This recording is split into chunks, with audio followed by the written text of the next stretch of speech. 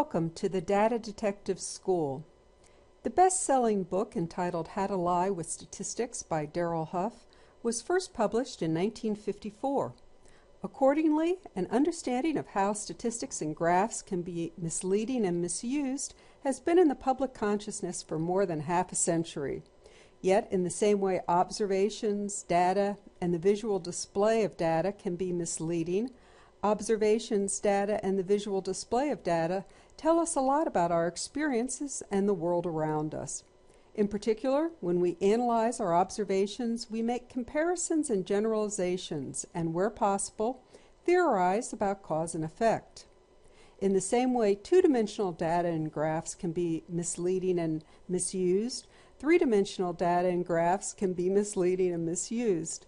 Still, a three-dimensional learning environment, or 3D virtual world platform, provides an effective and interactive way for learning about critical thinking skills that enable reasoning about the world around us.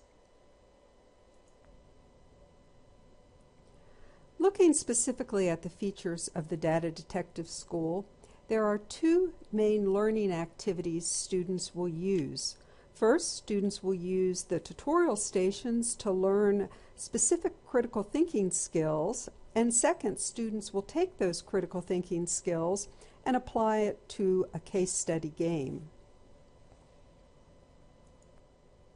In addition, this virtual world learning simulation includes integrated new user tutorials.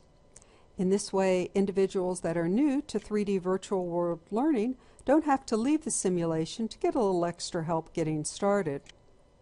A museum-inspired guided path through the critical thinking skills tutorials. Also, more realistic mesh non-player characters. Both a student view and an instructor view of the major components in the simulation.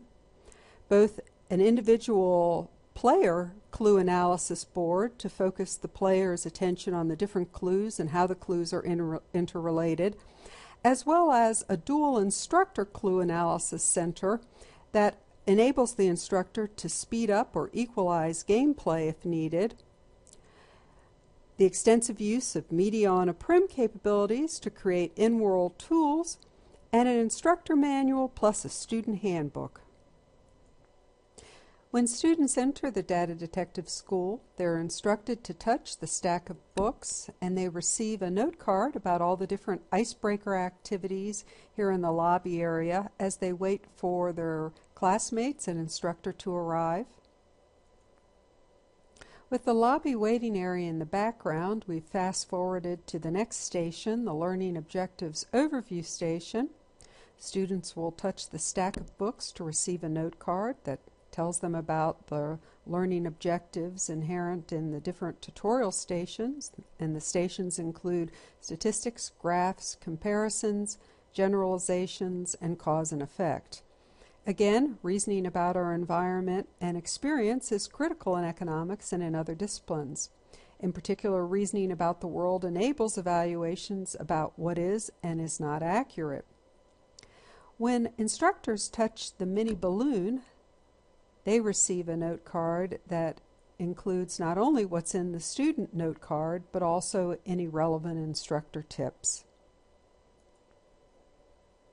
Next to the Learning Objectives Overview Station is a Pretest Station.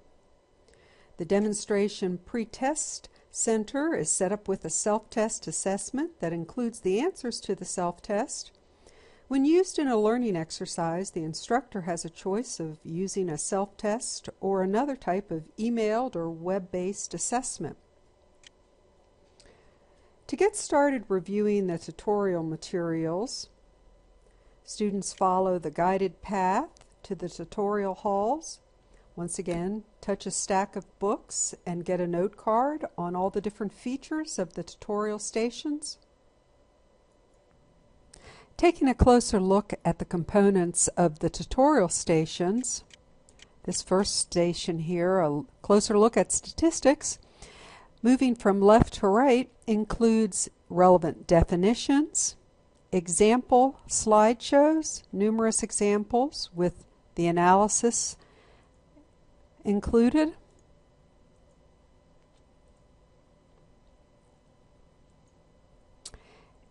and conclusions or rules to take away, and even a takeaway note card.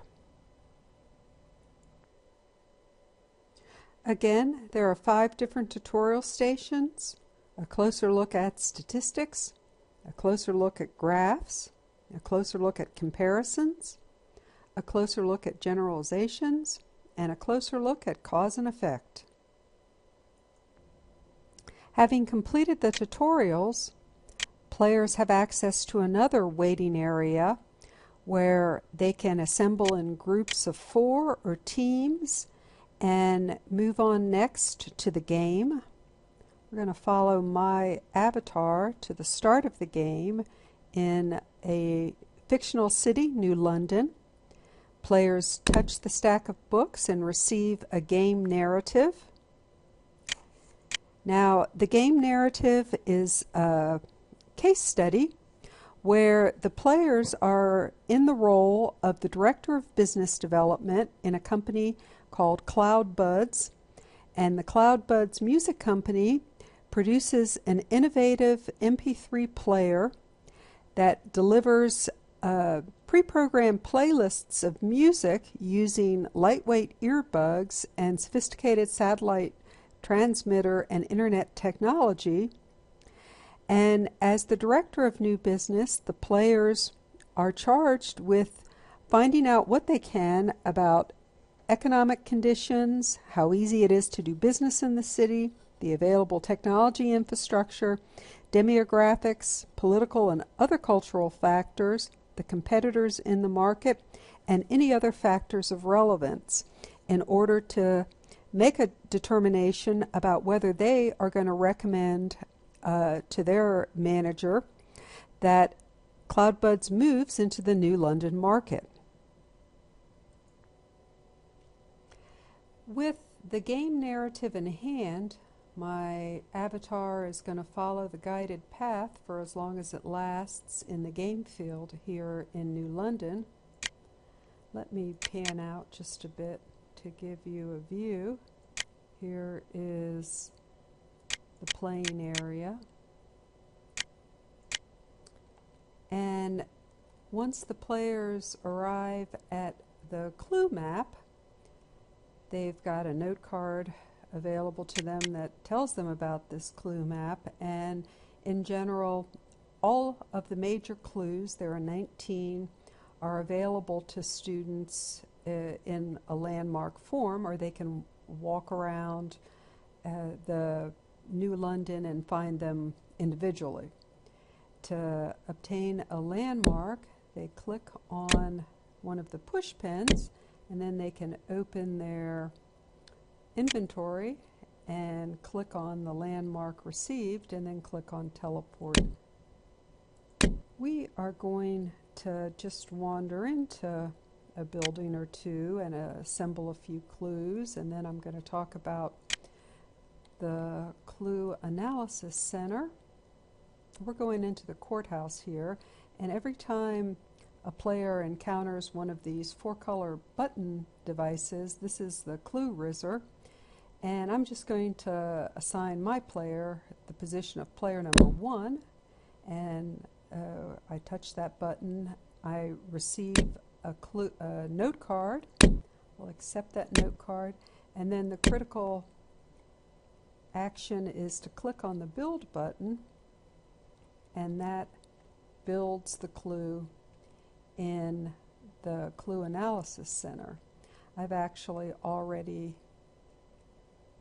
pre-built a few clues, but just to demonstrate how it works, we've entered the Ministry of Statistics. I'm going to touch one of the clue buttons and riz a clue. So the Clue Analysis Center includes 4 different clue stations, and the Clue Analysis Center is a critical component in teaching critical thinking skills. Daniel Willingham wrote an article entitled "Critical Thinking, Why Is It So Hard to Teach?" And one of the takeaways from this article is that Willingham noted how critical thinking strategies are abstractions, and in turn, one way, he posits, as a plausible approach to teaching critical thinking skills is to make them explicit. So the Clue Analysis Center is a way to make them explicit, and there are other citations related to mapping strategies and techniques that come into play here in the development of different resources in each clue analysis station.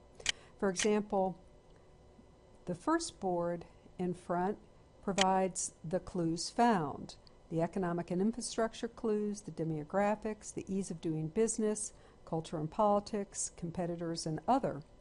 Also adjacent to the clues found board is a clue analysis that provides movable check marks, and players move their check marks into either the plus or minus or question mark categories as they evaluate the clues. Also, instructors will be in charge of cleaning the boards and setting up the game for each time a new player plays. But if somebody encounters a dirty or a pre-set up board, all they have to do is touch the reset button and all of the check marks will reset. The clues just need to be pushed into the center part of this mock bus stop for a station bus stop, and there's plenty of room, and each time a new set of clues is rizzed, the old ones disappear. The other components of each clue analysis station is a media on a prim calculator, a media on a prim co-sketch whiteboard, and that is more than one individual can use the same whiteboard. Also a stopwatch, a media on a prim stopwatch that has both stopwatch up and stopwatch down capabilities. I'm going to take a little walking tour to demonstrate some of the features here. We've got a bank of small business with a clue. There are political party headquarters, the Labor Party and Conservative Party, and I'm guessing that their party platforms might have a clue or two of relevance to players. Now again, all 19 of the main clues are given to the players, but there's some other clues that are dispersed around the different buildings, and there's even some aspects of play that are pretty obvious that are not either in the main clues or in other clues around the builds. At each of the red telephone booths, students can see if their instructor's online, and if not, leave a message for their instructor by pressing the red button and then typing a message into the chat, and the message will be recorded. It's programmed to record. Again, we're just going to keep walking around. There's a Sherlock Holmes museum on Baker Street. There's a bookstore with a book signing underway. The Criteria Pub. Surprise Competitor is coming soon. Also, each of the newspaper dispensers, both the New London Gazette Early Edition and Late Edition, have some clues. And to the left of my avatar is a scooter dispenser, and this is another option for play. Having students, they'll be able to move about the build a little bit faster on a scooter. It's analogous to their avatar running, but it could be distracting, so I'm just going to leave it for the time being in a shop.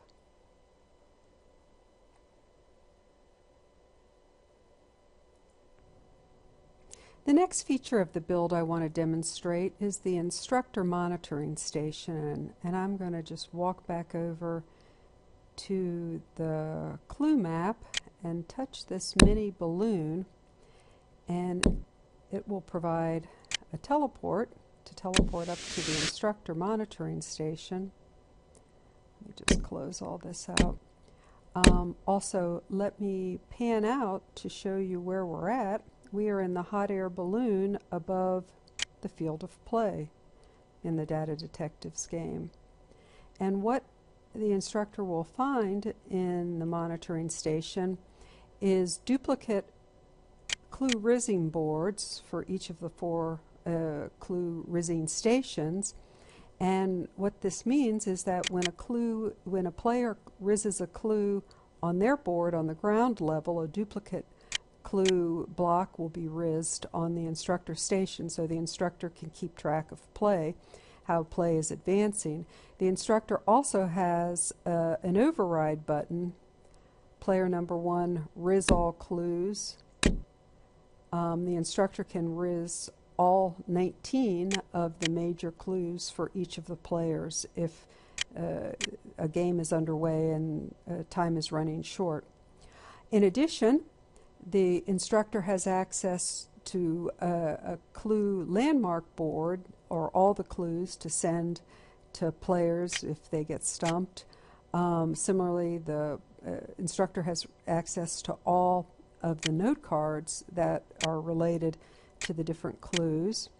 There are 4 more panels on this side of the instructor station. One is the region monitoring panel that provides the instructor with memory usage, concurrent usage, and frame rates. The panel next to the right is a link that opens up the map, and the map, vis-a-vis green dots, tells the instructor where the players are. To the right again is just a web page for checking email or any other resources, and finally another sketchboard, whiteboard for keeping notes. In the center of this station are 2 stopwatches, mediana prim, one for stopwatch down and one for stopwatch up. It's up to the instructor to determine how play will proceed and how many players will be on a team, whether it'll be 4 players individually. Solitaire play is possible as well. Finally, we're going to touch this teleport button, and this is going to return us to the ground.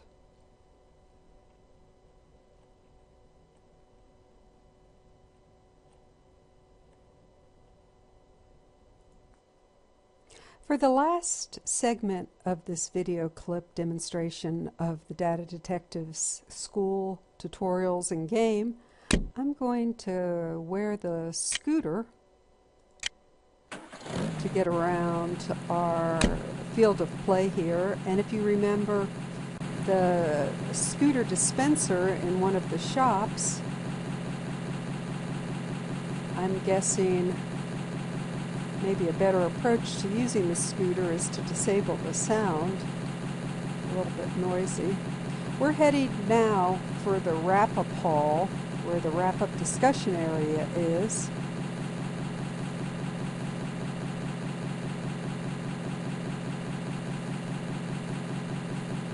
And I'll go ahead and detach the scooter. That was just something new and different. We're here at the post-game wrap-up station or area, and what you see in front of you are 4 of the clue analysis boards. Each of the players, or if there is a team effort or play, will put up their conclusions, and then the players can compare and discuss. And on the screen right now you can see Team 1, Team 2, the labels above Player 1, Player 2. The Clue Analysis Center in the center of the field of play has similar different labels or alternative labels. And here at the wrap-up discussion area, this is the essence of the game. This is the key, the most important part. And I'll let you in on a secret at this juncture, and that's that there's no clear answer as to whether New London is a good would be a good place for a new CloudBud store. The game is designed to have an equal number of both positive and negative factors, and as well it's designed to have layers of clues that whereas one clue may be given, another clue may mitigate that clue. So the essence of the game and the way to win is to outthink and outdiscuss the other players when it comes to what the analysis behind the conclusions that are drawn. And again, this is the most important part. The game lends itself to solitary play, but the recommendation would be for students or players to be required to keep a record of their decisions and to send that to the instructor, and for the instructor to provide feedback. One final point about the wrap-up session: the instructor manual deconstructs all the clues and gives enough information analysis for the instructor to lead a discussion on each and every clue that's in the game. We're now at the post-game assessment station, and by touching a screen, the players will be given a post-game assessment question.